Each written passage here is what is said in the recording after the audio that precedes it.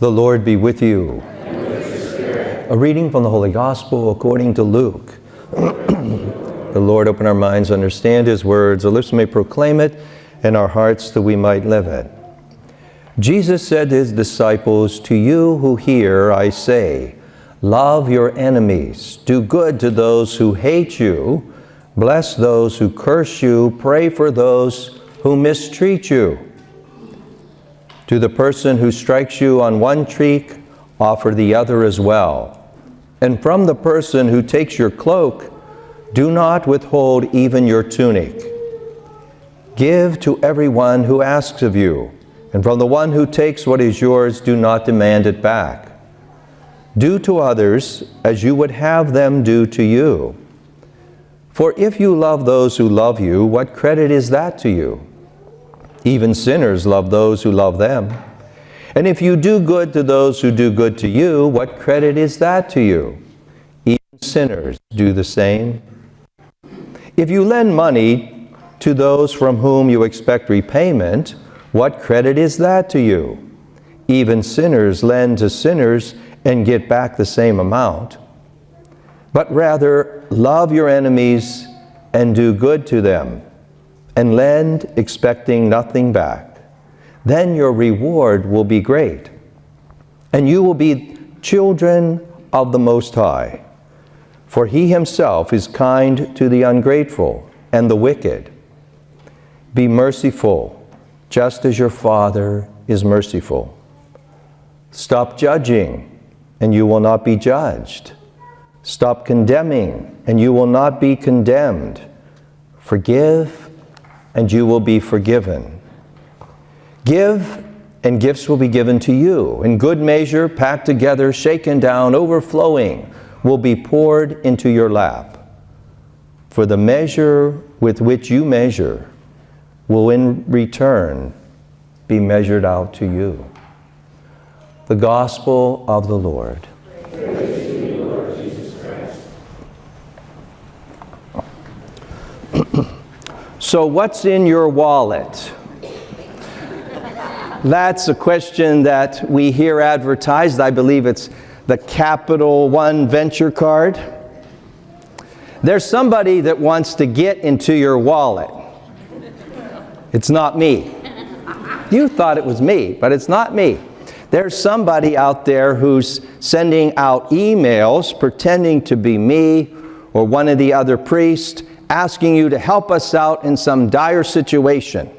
And they want you to respond to this email. What's funny about it is on several occasions I have been asking you for iTunes cards. I've never used an iTunes card.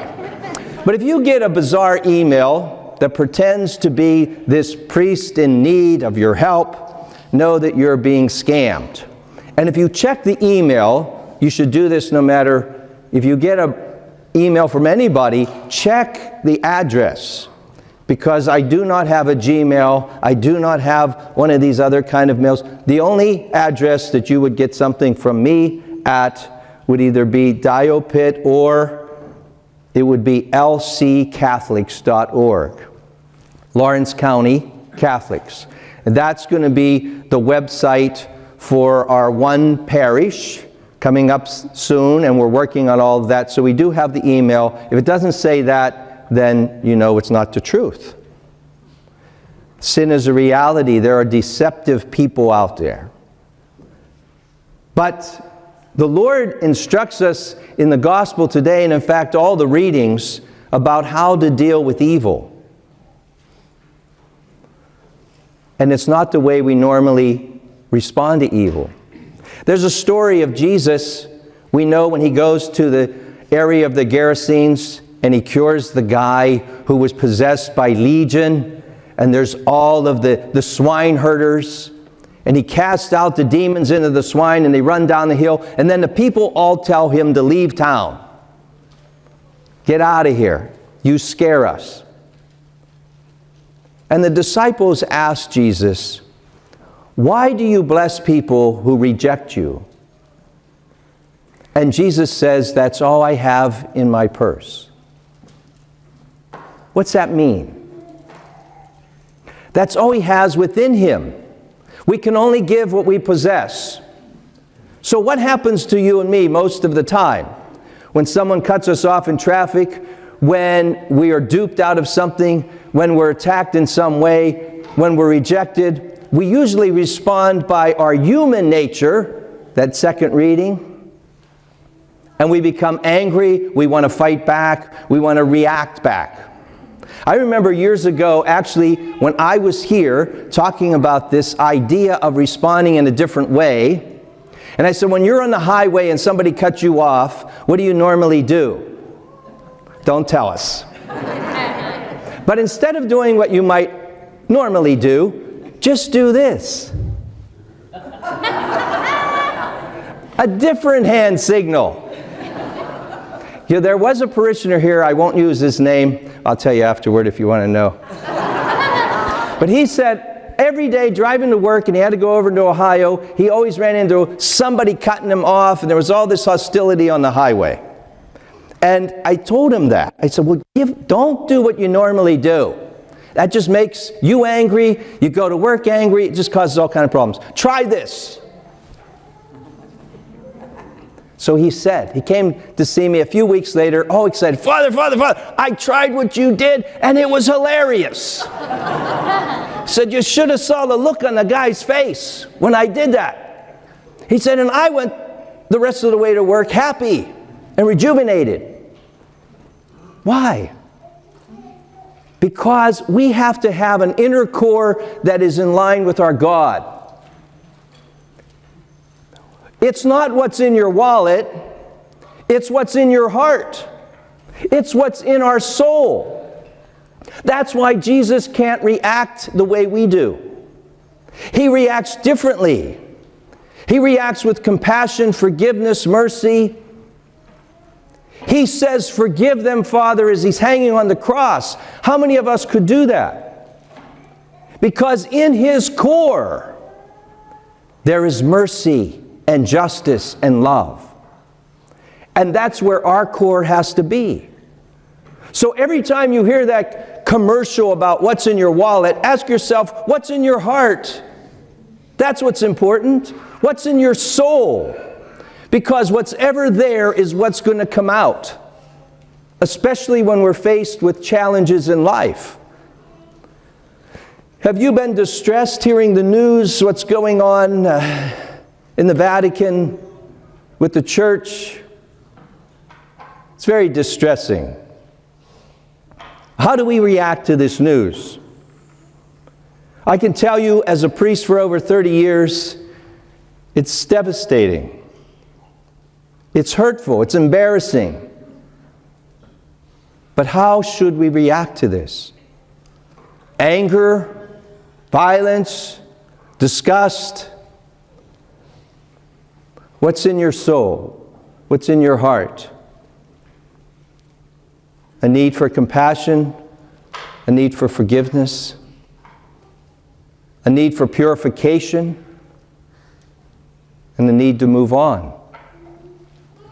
Many of these horrific sins of the past are in the past.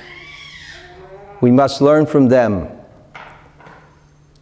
and never repeat them and move on. But what's in your heart? And how do we respond? Keeping the main thing, knowing that there is a difference between what we believe as Catholics and how some Catholics, even in positions of power, have behaved. And as Jesus tells us, remember, we are all sinners. Is there anyone here who is sinless? Is there anyone here who hasn't made a mistake?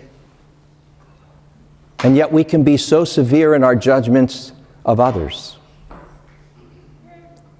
We don't know in the soul of the person. When I worked at YDC, and we had the sex offenders unit there, these kids were there because they had harmed others. But in my dealings with them for 6.5 years, not one of those kids had escaped being harmed themselves. So it points to a bigger problem. And the problem gets perpetuated. Abused children oftentimes abuse their children. That was the miracle of my mother. She had been abused, but she was the best mom ever. Conversion, change, hope does happen. So we need to remind ourselves and others what we believe about Jesus Christ, what we believe about the sacraments, what we believe as Catholic people is not shaken or untrue because some people have misbehaved. Because there will always be a dichotomy between what we believe and how we behave. And the goal of our spiritual life is to make the two one. And so the question remains, at every moment, no matter what happens to you or me, not what's in your wallet, but what's in your heart and what's in your soul. If we are at one with Jesus Christ, then we will act appropriately. And if we're not there yet, then we won't. But we have to keep trying.